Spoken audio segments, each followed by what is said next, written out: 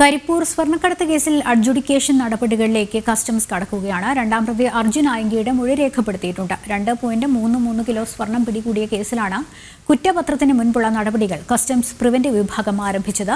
Joint കമ്മീഷണർക്ക് മുന്നിൽ ഹാജരായാണ് വിശദീകരണം നൽകിയത്. കരിപ്പൂർ സ്വർണം കടത്താനും തട്ടിയെടുക്കാനുമുള്ള സംഘങ്ങളിൽ ഒരു സംഘത്തിന്റെ വാഹനം അപകടത്തിൽപ്പെട്ട് 5 പേർ മരിച്ചതോടെയാണ് സ്വർണം പൊട്ടിക്കൽ സംഘങ്ങളിലേക്ക് അന്വേഷണമെത്തിയത്.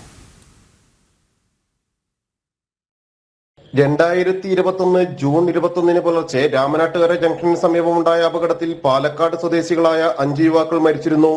തലേന്ന് രാത്രി കരിപ്പൂർ വിമാനത്താവളത്തിൽ മൂർക്കനാട് സ്വദേശി മുഹമ്മദ് ഷഫീഖിൽ നിന്ന് 1.11 കോടി രൂപയുടെ സ്വർണം പിടികൂടിയിരുന്നു.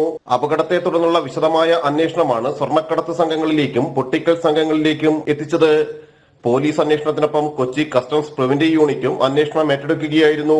സജീവ CPM പ്രവർത്തകനും സൈബർ ഇടത്തിൽ പാർട്ടിയെ ന്യായീകരിക്കുന്ന സംഘത്തിലും ഉൾപ്പെട്ടയാളാണ് ക്രിമിനൽ പശ്ചാത്തലമുള്ള അർജുൻ ആയങ്കി. കേസിൽ നേരത്തെ നിരവധി തവണ കസ്റ്റംസ് അർജുൻ ആയങ്കിയെ ചോദ്യം ചെയ്തിട്ടുണ്ട്. അഡ്ജുഡിക്കേഷൻ നടപടികളുടെ ഭാഗമായാണ് കഴിഞ്ഞ ദിവസം വീണ്ടും സമൻസ് നൽകി വിളിപ്പിച്ചത്. കള്ളക്കടത്തിൽ പിഴ ഉൾപ്പെടെയുള്ള നടപടികൾ തീരുമാനിക്കുന്നതിന് മുന്നോടിയായാണ് പ്രതികളുടെ വിശദീകരണം കേൾക്കുന്നത്.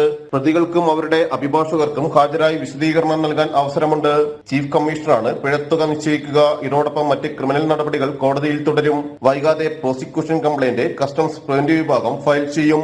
40ഓളം പേരുടെ വിശദീകരണം കേൾക്കാനുണ്ട്. പ്രതികളെല്ലാം ജാമ്യത്തിലാണുള്ളത്. ജനം, കൊച്ചി.